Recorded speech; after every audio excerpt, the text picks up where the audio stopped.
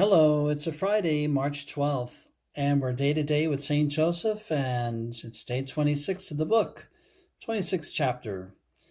And we're looking at Joseph under this title, Guardian of Virgins. And that's something really, I think you could say people are real familiar with. But the church has had a ministry of those who are virgins and consecrated, and we think of them today. But we also think of St. Joseph just looking over people who are trying to live, a pure life before the Lord in whatever manner they are. So Saint Joseph, please come to our aid.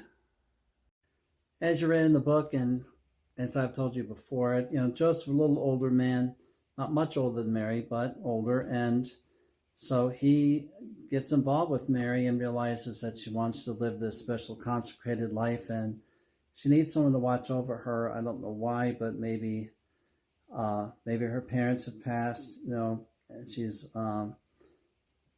working in the temple, and maybe it's time for her that she can't be there anymore at 14. But here comes Joseph, and he is willing to guard that kind of life that she wants to live, this single life for God, and she wants to do something extraordinarily good for God, something very special, and he's going to partner with her in it. And he says, I have the same kind of feeling here. There have been saints that have been men and women that have befriended each other like this. Think of Francis and Clare of Assisi. I think of Saint Teresa of Avila and Saint John of Avila.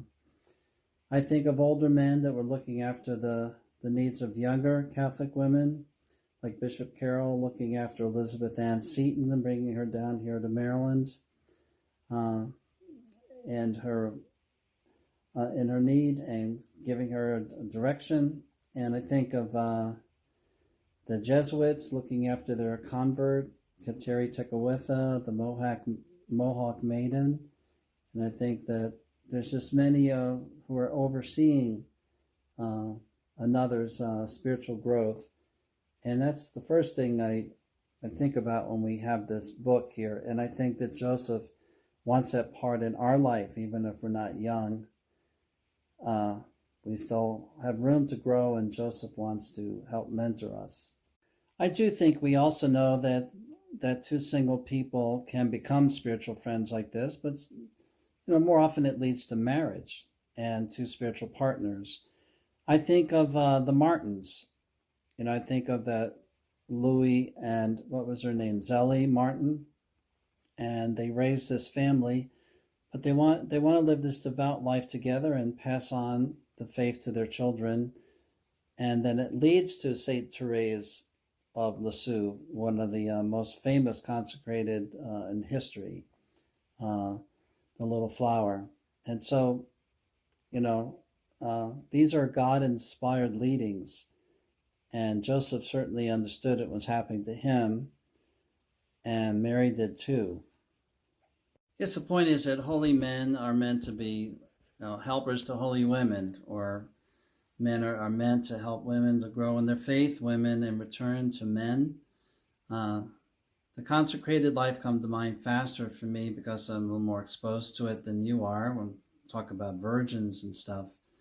But there are women consecrated. I think of the monastery in Port Tobacco and the religious women that live there. I know them, and they have a religious order of men kind of watching over them, and a pastor of the parish kind of watching over them, and just a kind of a male presence, just as protectors and guardians, and people just helping them out. It's an important role in the church. I think of another religious order here in Maryland, and the same relationship they have with a men's order that kind of watches over them and helps them to thrive. Those are called the blue nuns, or the ones in the blue-gray habits that you see all over Washington, D.C. I think they're the most numerous of religious, the Sisters of Mater.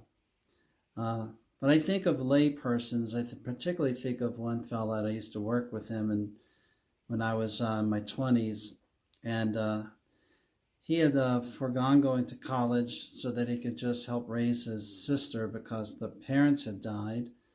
And so he was trying to, meet the bills and help her keep going to school and paying for everything, food, roof over their heads. And so he worked at the job, then he would go home and he would basically just take care of his little sister. And I just remember so many times just telling him, you're an amazing person that you're doing this, making the sacrifice for her. And he knew this was so much part of his Christian faith, just doing this one thing for his sister. And I think this is the same kind of spirit of St. Joseph again. The kind of heart of Joseph for the home, for his family, and just for other obligations of people around us, that we're going to rise to the occasion. It's an example of Joseph to men, but also to women, to just do our job. I think teachers and coaches and stuff understand sometimes the importance of their role, and counselors. And that's what we're talking about here. Yeah, I think of religious ed teachers, and leaders of religious ed where they can be examples, to our young people. Sometimes a young lady wants to go into the same kind of life when they see that happening in an example in her parish.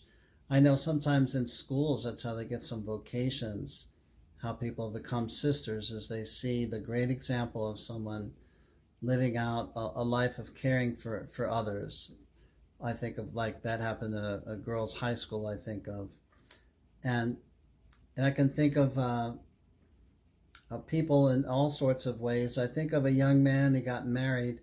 I did the wedding, and they invited the class to the wedding in the parish church. And it was nice is that he had a role with the sports teams in this parish school, and he had a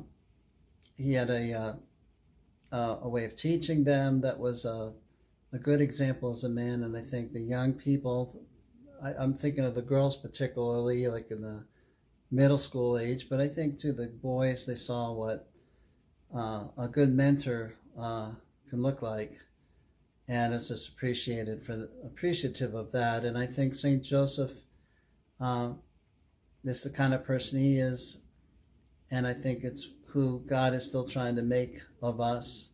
He's still trying to make Joseph and Josephines of us, people who are going to be good, honest, hardworking, true, and especially looking after, the young people in the church, affording them a future and a hope.